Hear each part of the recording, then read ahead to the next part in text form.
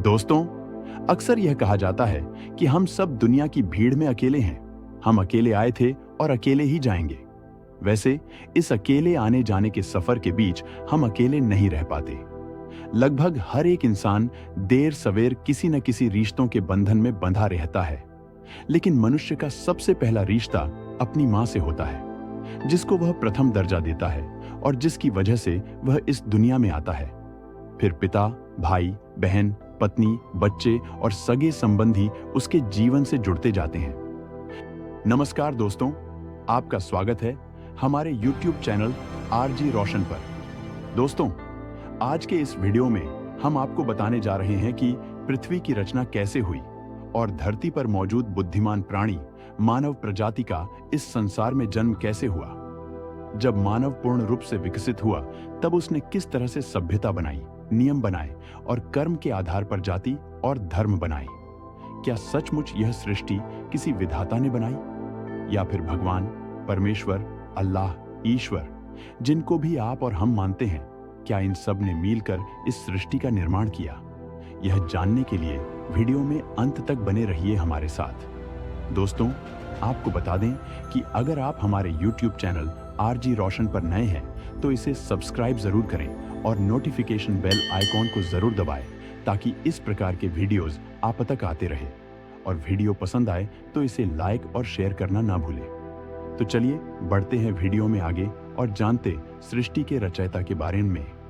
दोस्तों, बाइबल के मुताबिक माना जाता है कि ईश्वर ने 7 दिनों में पूरी कायनात ही रच दी थी। कुरान के मुताबिक माना जाता है कि अल्लाह ने यह जन्नत बनाई, धरती का निर्माण किया, जीव जंतु और पेड़ पौधे तैयार किए, अलग अलग मौसम रचे और इन सब की हिफाजत करने के लिए मनुष्य का निर्माण किया। कुरान के मुताबिक खुदा ने जो पहला इंसान बनाया उसे आदम नाम दिया। फिर उसने एक खूबसूरत बगीचा तैयार किया जिसका नाम ईडन रखा। बगीचे में बेहतरीन पेड़ लगाए और आदम को इसमें रहने के लिए छोड़ दिया, लेकिन साथ ही उसे हिदायत दी गई कि वह एक पेड़ के सिवा बगीचे के किसी भी पेड़ से मनचाहा फल खा सकता है। आदम अकेला न रहे, इसलिए खुदा ने एक और इंसान रचा।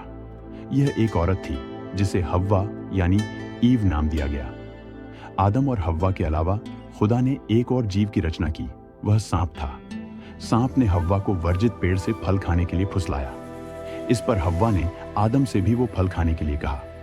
फल खाकर दोनों को अच्छे बुरे का भान हुआ, लेकिन खुदा ने उन्हें इसकी सजा दी और उन्हें बगीचे से बाहर निकाल दिया।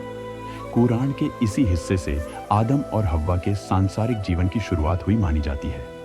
हिंदू मान्यता के अनुसार ऐसा माना जाता है कि धरती पर पहला आदमी मनु का जन्म हुआ। मत्स्य पुराण में जिक्र है कि पहले ब्रह्मा ने दैवीय शक्ति से शतरूपा यानी सरस्वती की रचना की। फिर शतरूपा से मनु का जन्म हुआ। मनु ने कठोर तपस्या के बाद अनंती को पत्नी रूप में प्राप्त किया। शेष मानव जाति मनु और अनंती से उत्पन्न हुई मानी गई है। भगवत पुराण में मनु और अनंती की संतानों का वृहद उल्लेख है। हालांकि ऋग्वेद में मनुष्य की कहानी कुछ और है। इसमें कहा गया है कि प्रजापति की 5 संतानों से मानव जाति आगे बढ़ी। क्या हम सचमुच अलग अलग ग्रहों से हैं? इस पृथ्वी पर अलग अलग धर्मों के अलग अलग मत हैं और इनकी अलग मान्यताएं हैं, लेकिन उन सभी में एक ही समानता है कि पहले पुरुष आया, फिर स्त्री। दोनों का मिलन हुआ और संसार आगे बढ़ने लगा। जब सभी धर्मों के मत स्थापित हो चुके थे, तब 1990 में एक अमेरिकी लेखक जॉन ग्रे ने स्त्री पुरुष से संबंधित एक नया मत लेकर आए। तब इस मत के अनुसार पुरुष मंगल ग्रह से हैं और महिलाएं शुक्र ग्रह से। उन्होंने इस विषय पर एक किताब भी लिख डाली, जो उस समय की सर्वाधिक बिकने वाली किताब साबित हुई थी। लेकिन अगर हम इन सभी तर्क वितर्क बातों के अलावा सच में विचार करें, तो हम सब कहीं ना कहीं साइंस को पीछे छोड़ रहे हैं। दोस्तों, आज साइंस ने बहुत तरक्की कर ली है, चाहे वो टेक्नोलॉजी हो, बायोलॉजी हो या जियोलॉजी वगैरह इत्यादि। इन सब का आविष्कार मनुष्य ने अपने मस्तिष्क का उपयोग करके इस धरती पर अपनी छाप छोड़ दी है। लेकिन क्या आपको पता है, जिस पृथ्वी पर हम और हमारे पूर्वज राज करते आए हैं, क्या इनका जीवन संघर्ष आज के युग के मुकाबले इतना सरल होगा? नहीं ना।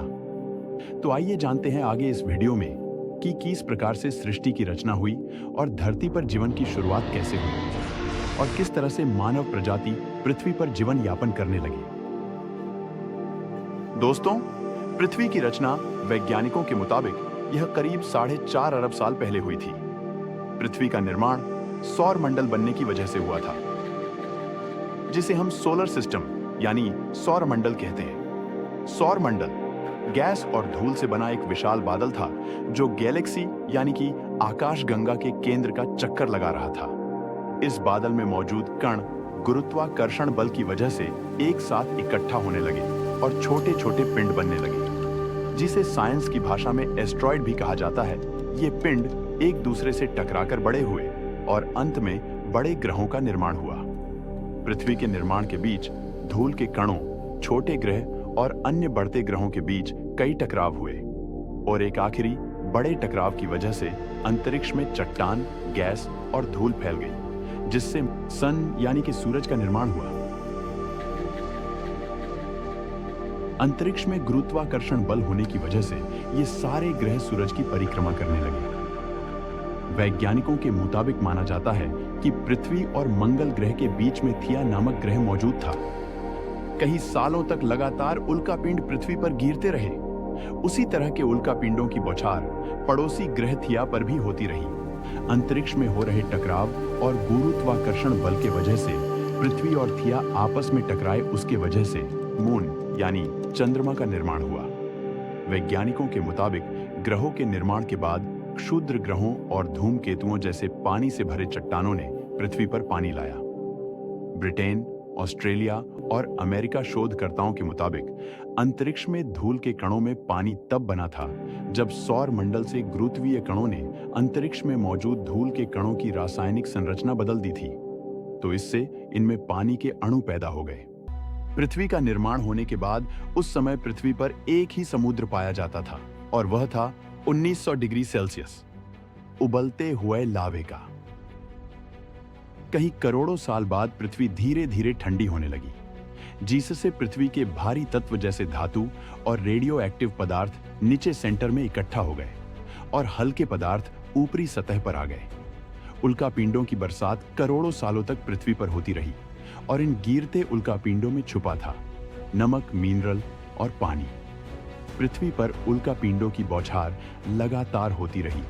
उसके वजह से धरती की ऊपरी सतह पानी से ढकने लगी और यह एक ऐसा वक्त था जब दूर गहरे उबलते हुए ज्वालामुखी के अंदर पानी में पहली बार सूक्ष्म जीवों का निर्माण होने लगा था। पृथ्वी की बनावट 7 टेक्टोनिक प्लेटों से बनी हुई है और यह एंटी क्लॉकवाइज घूमती रहती है। आमतौर पर पृथ्वी की ऊपरी सतह पानी और बर्फ की वजह से ठंडी होने के कारण अंदर की गर्मी बाहर नहीं निकल पाती और वह ज्वालामुखी के रूप में बाहर निकलते हैं। कुछ ऐसा ही उस समय पृथ्वी पर हुआ। आने वाले कई लाखों सालों तक पृथ्वी पर हजारों की तादाद में ज्वालामुखी लगातार निकलते गए, जिससे एस्ट्रॉइड्स में जमा पानी गर्म होकर पिघला और पृथ्वी पर पानी का निर्माण हुआ और जमीन ऊपर उठने लगी। पृथ्वी पर वातावरण न होने की वजह से अंतरिक्ष से एस्ट्रॉइड की बरसात ऐसे ही लगातार होती रही। फिर एक वक्त ऐसा भी आया जब पृथ्वी की ऊपरी सतह ठंडी होने लगी। ऐसा पृथ्वी पर बार बार होता रहा। आज से करीब 300 करोड़ साल पहले पृथ्वी धीरे धीरे ठंडी होने लगी और पृथ्वी का वातावरण स्थिर होने लगा। तब ज्यादातर ज्वालामुखी निकलने बंद हो गए थे और तब पृथ्वी पर एक दिन 12 घंटे का होता था। समय बीतता गया और यह सूक्ष्म जीव बड़े जीवों में विकसित होने लगे। पृथ्वी पर पानी के अंदर के ये सूक्ष्म जीव धीरे धीरे विकसित होते गए और समूह में रहने लगे।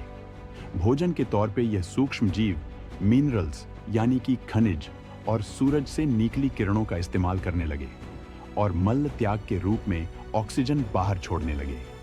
इससे पृथ्वी के वातावरण में ऑक्सीजन की मात्रा बढ़ने लगी।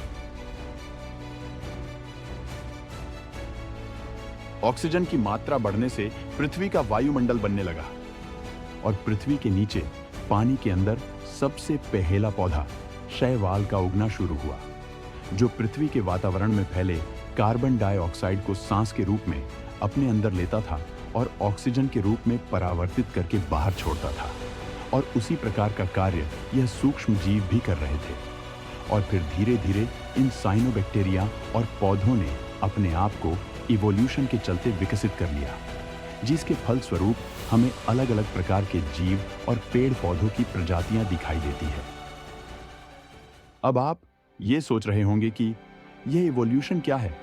इवोल्यूशन एक ऐसी प्रक्रिया है जो क्रमिक विकास, उद्भव या उद्विकास का परिणाम है, जो जैविक यानी कि इस पृथ्वी पर जो भी जीवित है, जैसे जानवर, पशु पक्षी, वनस्पति और मनुष्य, इन सभी की आबादी में पीढ़ी दर पीढ़ी आनुवंशिक लक्षण में बदलाव यानी जेनेटिक सिम्टम्स के वजह से बदलती रहती है। इसी के फलस्वरूप पृथ्वी के नीचे निर्माण होने वाले समुद्री जीव बाहर आकर अलग अलग जमीनी जानवरों में विकसित हो गए और पानी के अंदर के पौधे बाहर निकलकर विशाल पेड़ों के रूप में परावर्तित हो गए। लाखों करोड़ों सालों में इन जीवों में ऐसे कई बदलाव आए कि जिससे एक नई प्रजाति बन गई और इसी प्रक्रिया को ही इवोल्यूशन कहते हैं। दोस्तों, इस पृथ्वी पर सूक्ष्म जीवों के निर्माण से शुरू हुए सफर में विकसित होने वाले जानवर अलग अलग डायनासोर्स में परावर्तित हो गए। वैज्ञानिकों के अध्ययन से यह पता चला है कि इन डायनासोर्स ने करीब 16 करोड़ साल तक इस पृथ्वी पर राज किया था और फिर एक बार अंतरिक्ष से एक विशाल उल्कापिंड पृथ्वी पर गिरा और बड़ा विस्फोट हुआ। यह विस्फोट इतना भयंकर था कि आज के मुकाबले 10 अणु बम फटने जीतना। इससे पृथ्वी पर तबाही मच गई और इस विस्फोट से निकलने वाले खतरनाक रेडिएशंस की वजह से डायनासोर्स का अंत हो गया। पृथ्वी पर निर्माण हुए जीव, पेड़ पौधे, जानवर सब समाप्त हो गए। लगभग 80 से 90% पृथ्वी पर से जीवन समाप्त हो चुका था और फिर कई सालों बाद पृथ्वी पर एक बार फिर से जीवन की शुरुआत हुई। जो जीव इन विनाश से जान बचाकर पृथ्वी पर बच गए, वह जमीन के अंदर गहरे गड्ढे में छिपे थे, सिर्फ वही जिंदा बच पाए। पृथ्वी पर जीवन फिर से पनपने लगा और यही हमारे पूर्वज भी कहलाते हैं, जिसके चलते लाखों सालों के बाद इवोल्यूशन की वजह से मनुष्य निर्माण हुआ।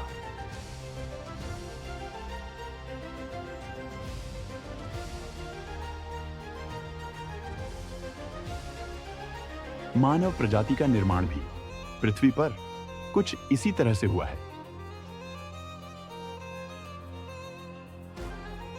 दोस्तों, सृष्टि की रचना किस प्रकार से हुई, ये तो आप समझ ही गए होंगे। लेकिन दोस्तों, इस एक वीडियो में सारी बातें कवर करेंगे तो वीडियो बहुत ही लंबी हो जाएगी। तो दोस्तों, हम आपके लिए इसका अलग से वीडियो बनाएंगे। दोस्तों, आपको हमारी यह वीडियो कैसी लगी, ये हमें कमेंट बॉक्स में जरूर बताएं। और अगर वीडियो पसंद आए तो इसे लाइक और शेयर जरूर करें और हमारे YouTube चैनल RG रोशन को सब्सक्राइब करना ना भूलें। वीडियो को अंत तक देखने के लिए आपका बहुत बहुत आभार व्यक्त करते हैं। तो चलिए मिलते हैं नेक्स्ट वीडियो में एक और मजेदार टॉपिक लेकर। तब तक के लिए धन्यवाद।